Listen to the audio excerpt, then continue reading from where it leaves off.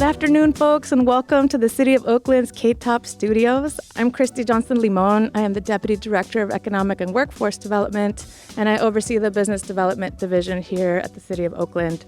I'm so pleased to welcome you to our K-Top Studios, which is the city's public broadcasting organization, and we are live in studio today recording this really amazing program where we're going to get to hear from some of Oakland's small business community. As we know here in Oakland, small business is the heart and soul of our neighborhoods, and they play a critical role in both our economy but also in bringing us together.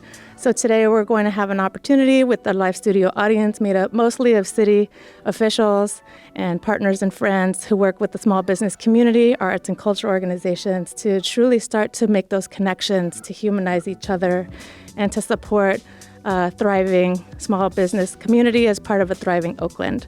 We're here in partnership actually through the Cultural Strategist in Government program, thanks to the Oakland Fund for Public Innovation. So this program has been in existence for the last couple of years and really aims to build those connections between the arts and culture community, arts and cultural practices, and civic government. And so I wanted to thank our cultural strategist for being here today, Yvette Holtz, and she'll go ahead and introduce our speakers today. Hey, thank you so much, Christy. It's really been wonderful working together with you and your team to just kind of get an idea of how we can really best create the impact and move the needle as we intend to through the program. The Cultural Strategist in Government program puts innovators and artists and city leaders, cultural leaders, in positions to work with city departments to kind of innovate and introduce new ways to approach pernicious challenges. So Oak Talks is one of those that we have brought forward. It's a really kind of brainchild of wanting to get real collaborative, experiential information, not just surveys, not just ideas, but actual facts, actual experience. And I'm really happy to be here as part of the Bay Area Organization of Black-Owned Businesses, which is the organization that we founded back in 2015 to really help and encourage folks to understand the importance of diversity and collective economics to create a more fertile landscape for small business in Oakland. And with that, we are bringing forth Oak Talks to let the businesses share with you from their heart and from their own experience. I want to introduce our first speaker. His business is a security contractor here in Oakland. Neftali Rosado is the owner-founder of Safe Tight Security. I hope that you can all join me in welcoming him and encouraging him and bringing him forward to the stage. Nice round of applause. Right, what a full circle moment. Thank you for having us. We really, really appreciate it. Can I get everyone to raise your hand, please? Everyone, cameramen, ladies, camera ladies as well. On the count of three, I want everybody to say, I love the town, but we need to be enthusiastic about it, right? We need to represent the town because that's what this is about, right? On three, with unity, okay? 1, 2, 3. I love the town. This side was a little louder. I got to give it to him. Great job, great job. So my name is Neftali Rosado. I'm one of the founders of Safe Tight Security, a local certified security integrator, small business with the city of Oakland. I can remember my grandparents living on 76 and Nay, 36th Nay to be exact. We used to, as kids, we used to go over to Parker Elementary. Parker Elementary had a paved slope.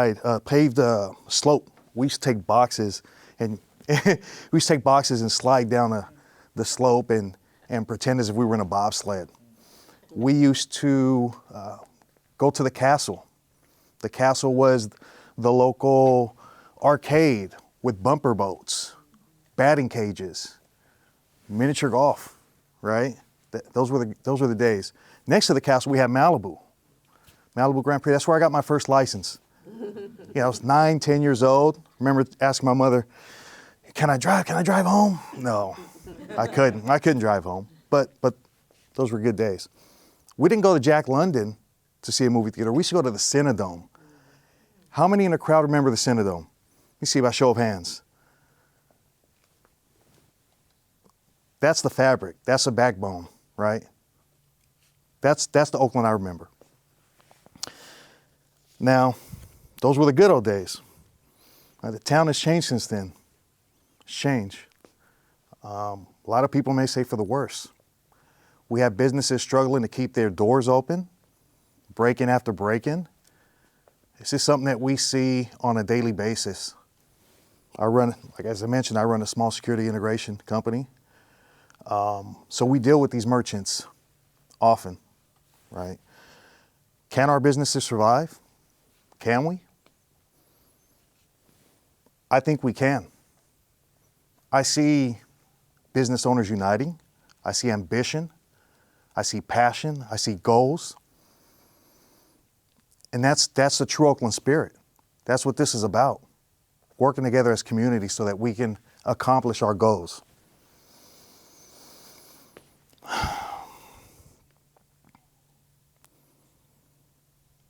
I attend a business meeting every Friday in the Fruitvale district. There's a new nonprofit that's formed called Comunidad Comerciantes de la Fruitvale, Community Merchants of the Fruitvale. This nonprofit was formed by businesses because they felt that a lot of what they were experiencing was falling on deaf ears. They feel as if they're not being heard. I also sit on the board of the Oakland Latino Chamber of Commerce. A lot of what we've been discussing lately is contracting disparities. Now, I know there's been discussion of a report that hasn't been made public yet. We look forward to that report being made public so that we can see the progress that we've made since the previous report has been released. All right, that's the goal, so that we can work together as in community to accomplish our goals and have the impact that we need.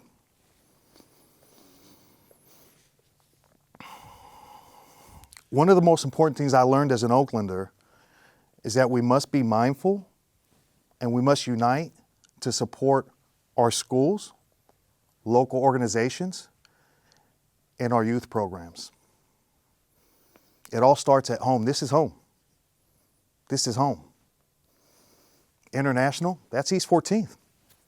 That's home. But we need to do this together. Some of the things that we can do as businesses when we receive the support of the city and we have the support to grow and we're able to take advantage of some of those, the city purse, right? Some city contracting is we can support and give back to our communities. Like planting trees, taking more time out to plant trees at parks, helping beautifying the city that we love, right? That's what this is about. When we support local businesses that are invested in our communities, we have the most impact. We can donate to Youth Uprising, donate equipment to help support our local youth and have the impact that they deserve.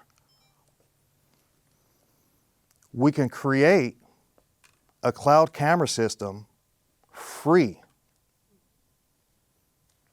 to the business owners in the Fruitvale district who feel that they have not been heard. A cloud camera system that has the ability of a 911 camera share, which means that we can share that footage to first responders so they can triage a scene prior to arriving on the scene. The City of Oakland, OPD, has the capability. Our ECC, Emergency Call Center, has that capability. We need to utilize these tools so that we can have a much larger impact when it comes to safety. And that's free to the City of Oakland. They already have it in place. Now this next one I'm going to read verbatim, so I'm going to pick this up. Can you share the next slide, please? We're grateful that the City of Oakland has the local certification process. The executive summary of that process states, and I quote, I'm going to read that because I want to make sure I don't miss any of it. In order to provide a greater economic opportunities for its residents and businesses, to stimulate economic development and strengthen the Oakland economy, the City of Oakland has implemented groundbreaking policies that directly impact how public funds are spent. These policies are aimed at using the power of public purse to stimulate economic development through the support and empowerment of the local community, especially those aspects of it that have been placed at a disadvantage in the past. I didn't write this. This is all the research that our great city did.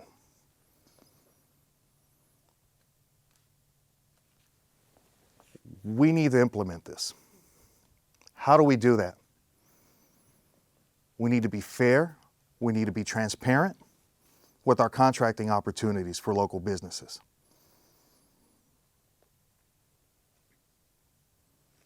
How does that come in a row? How do we do that? We implement policies that when a recommendation is made to City Council to waive the local certification and the competitive bid process, that all of the proposals that were taken into consideration are submitted to the council with the agenda report so that they can have make an educated decision on whether they need to vote to approve it or not. Because at the end of the day, we can't make the best decision for our community if we don't have all the facts. It just can't happen. It can't. In fact, city legislation states that in order to waive the non-competitive bidding and the local certification, it needs to be in the best interest of the City of Oakland. That's what it says.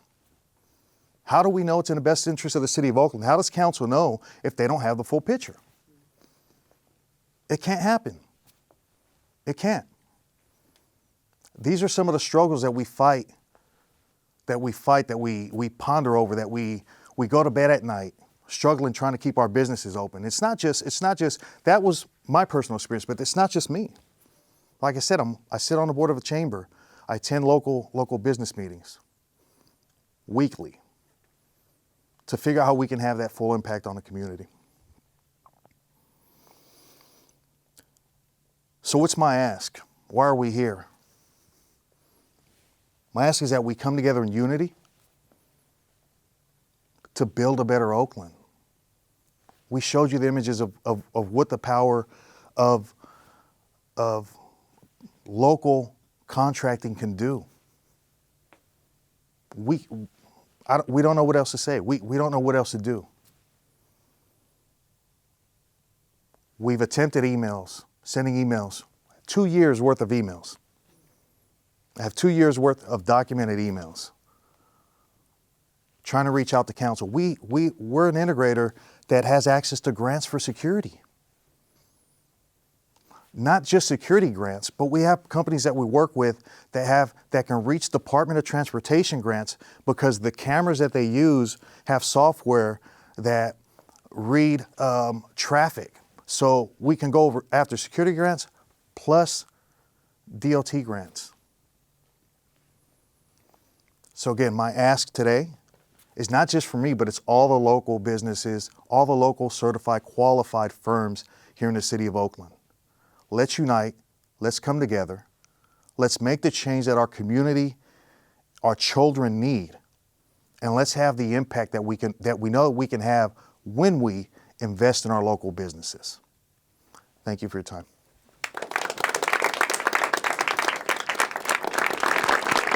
I'd love to answer any questions that any of you may have. Again, I'm a homeowner here. I'm raising my kids here. I'm a business owner here. We see the struggle. It's not gonna, and I understand city staff. It's hard. It's hard. It's difficult. You guys are in a hard position, ladies, guys, in a hard position. We all need to come together to make this happen. We need to stop playing the blame game and figure out the solutions. Any questions?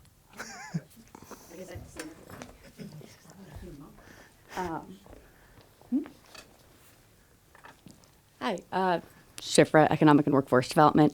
I just wanted to hear more specifics because I'm not as familiar with your experience in trying to contract with the city, but kind of what contracts have been out there as instances that you've tried to go for, and what was kind of the happened in those that you was kind of the barrier to maybe you feeling it was a great process, let's say.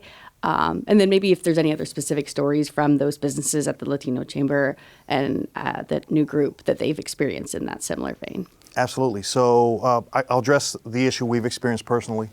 So we've been on iSupplier for 2 years now. Since then, there's been a lot of contracts that have been sourced for cameras, for other city services. I think we need to educate all staff on NAICS codes so that we know and we're looking for the proper NAICS codes when it comes to cameras and the services that we're looking for. That's just one. I'm gonna paint a picture. I'm gonna give you an example. There was a city contract that was given for $750,000 to a Los Angeles-based firm. Okay. This was to monitor the illegal dumping. Okay. Once it was put up, the dumping stopped in a certain location. We weren't able to move what we were calling the pods. The city only had 2 staff. This is according to the report, staff report. City has 2 staff that are certified bucket lift trucks, and they're painters. And the staff report specifically states that they're too busy removing graffiti. They can't move the cameras. So in the staff report, the recommendation was made to approve $50,000 monthly for services because we couldn't move them, right? And now let's think about how if a local business were to receive that opportunity, how many jobs do you think we'd be able to create with $50,000? First of all, we wouldn't charge $50,000. That's not what we're about. We're about having the impact we can in the community, right? But let's just use that number, $50,000, 4 or 5 full-time jobs, and that's just being safe, because we're not talking about replacing equipment. We're just talking about service and training. All of that stuff should be done in the cloud. Shouldn't have to, reach out to a Los Angeles company because they've done business in the past with the city. It's just not smart business, and the reality is it's a mismanagement of city funds. I'm a taxpayer. I own a house here. It's not an attack. This is a conversation. We want to sit down with everyone here. We want to work with you. Please. In reference to the Comunidad Comerciantes, there's been an issue with safety. That hasn't been heard, which is why we partnered with the nonprofit to start implementing the free cameras, because it was needed. So, yeah. Neftali, you have really turned on some light bulbs, I think, in the audience, and I really appreciate how you've been able to deliver your recommendations with a positive upshot, like a step up is how this can work, and that step up is a unification. So that was really, really awesome. I want to just thank everyone for just giving the floor and your attention to the speakers today. They really came forward with realness and from their heart and from their daily experience. I don't know if you want to come up and say a few words in closing, Christy. Yeah, and I just want to say that it's been an amazing process working together to bring this thing to life, and I really, really, really hope that the City of Oakland, the Office of Economic and Workforce Development, the Oakland Public Fund, the Oakland Fund for Public Innovation, will continue to support the Cultural Strategists in Government program, and because of the impact, and it's the each one teach one kind of thing, each one reach one kind of thing. So thank you. Well, in closing, again, I want to thank our fabulous speakers, but I also want to thank my colleagues and peers who are here today. I've had the honor and pleasure of working here with you all for the last year and learning so much from you. And I feel like we're super committed to this work. We're committed to Oakland, and we do good work. And I look forward to working together to do great work. So again, thank you for being here.